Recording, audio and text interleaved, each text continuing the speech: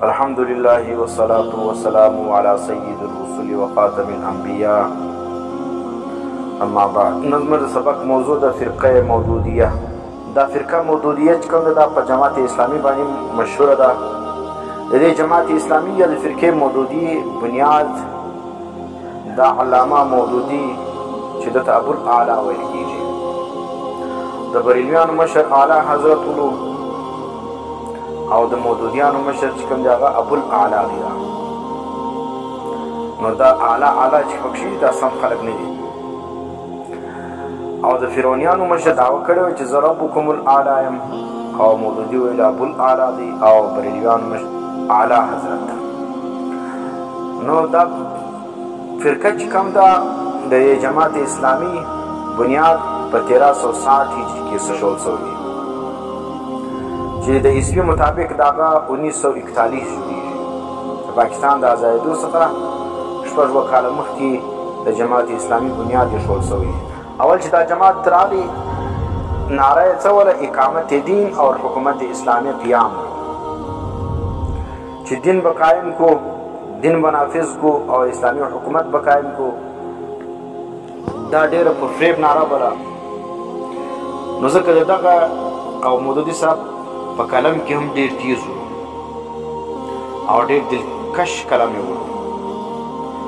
نو ځکه ډېر علما چې کوم دي هغه د ده د کلم او د ده چې کوم دا نعره وله د دې څخه ډېر متاثره شولو. ښه علما هم د ده په جماعت کې اعلان وکړي. دا هغه وخت چې تر څو پورې د هغه خباثت ښکاره شوی و. په هغه جید علماو کې مولانا منظور احمد نعماني صاحب چې د شیعګانو خلاف ډېر غټ کار کړی دی. دارنګه مولانا ابوالحسن علي ندوي صاحب رحمت الله علیه، ناظر احسن گیلانی صاحب رحمت الله علیه، مولانا عبدالماجد دریا آبادی صاحب رحمت الله علیه، مولانا سید سلیمان ندوي صاحب رحمت الله علیه. دا رقم غټ غټ علما هم د دې شخصیت څخه متاثر ولو او په دې جماعت کې اعلان کړی ولو.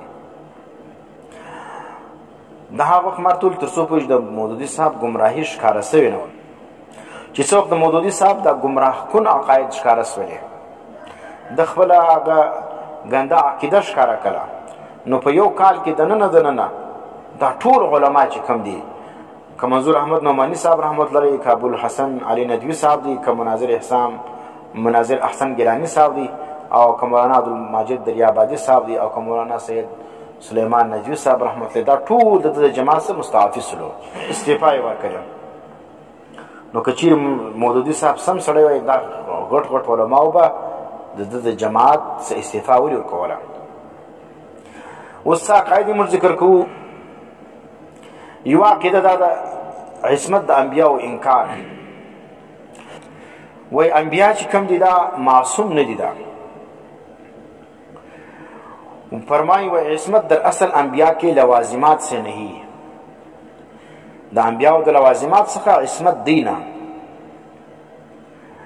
اور بیا بلزی لکی و بعض انبیاء سے غلطیاں سرزد ہوئی ہے. دا بعض انبیاء سے غلطیاں سرزد سوی دی، لکه آدم علیہ السلام او دا رکم نوح علیہ السلام، حضرت ابراہیم علیہ السلام، حضرت یوسف علیہ السلام، حضرت داود علیہ السلام، حضرت یونس علیہ السلام. دا ټول په نامه یاد کړي دي. د ټول څخه غلطیاں سوی دي.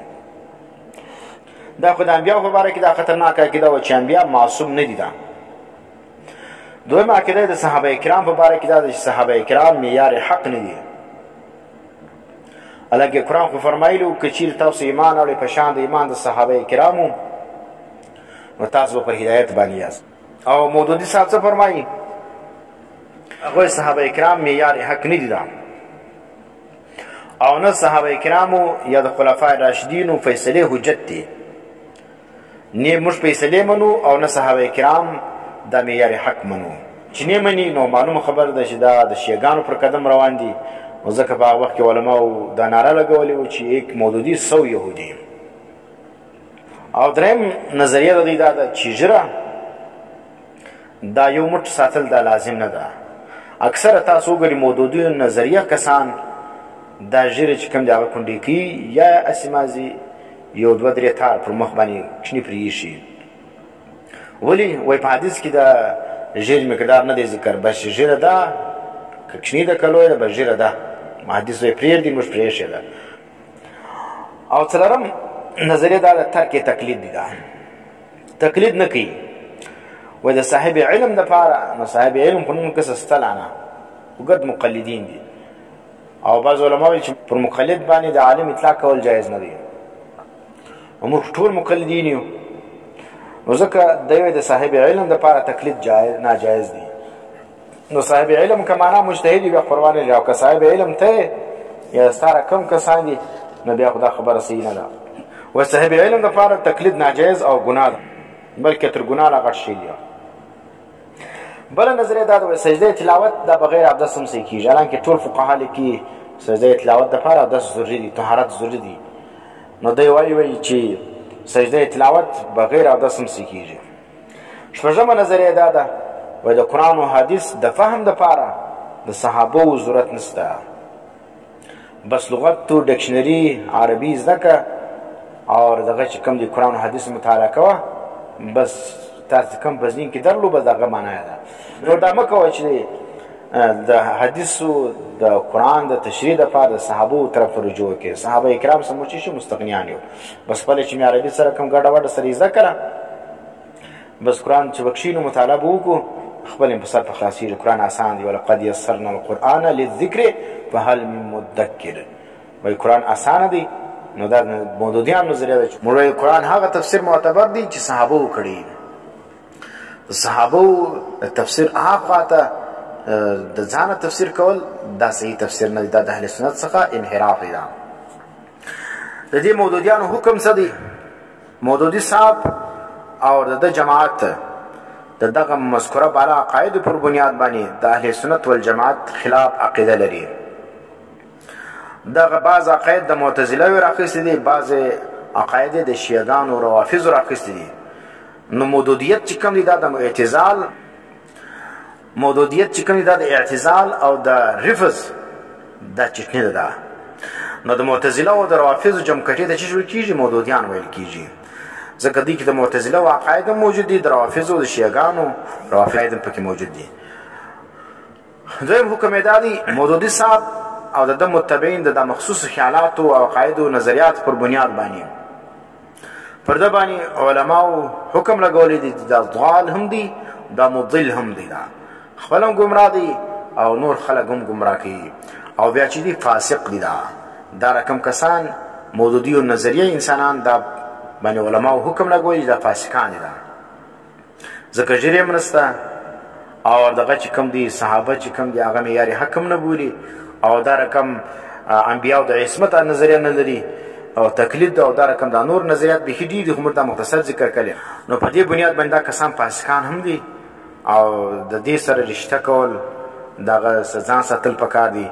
او دا رقم مودودي صاحب ظاهر مضامین چې وګورئ د ډېر ښه انداز ځکه مال د صاحب قلم ولو او ډېر دلکش انداز دی، خو لیکن چې سړی ووایي طبیعت به آزاد جوړیږي، بیا د قرآن و سنت څخه باغی جوړیږي، او د بزرګان دین څخه به چې شوي باغی وي. بیا د دې فتنه مودودیت خلاف څه اهم کتابونه دي. یو کتاب چې کوم دی عالمي مجلس ختم نبوت د طرف څخه چاپ شوی دوبایی په نامه باندې، او دویم چې کوم دی هغه فتنه مودودیت حضرت مولانا مفتی رشید احمد لودیانوی جانوی رحمت الله علیه، او دریم کتاب چې کوم دی غلط فتوا مولانا سرفراز خان صدر صاحب رحمت الله علیه، او څلورم کتاب چې کوم دی اختلاف امت اور صراط مستقیم حضرت مولانا یوسف لودیانوی شهید رحمت الله علیه. دا کتابونه چې تاسو وګورئ ان شاء الله د فتنه مودودیت یا د جماعت اسلامی د فتنې څخه تاسو خبردار سي چې دا جماعت چې کوم دا سم جماعت نه دی. د نظریات هم د شیعهګانو او د معتزله دي،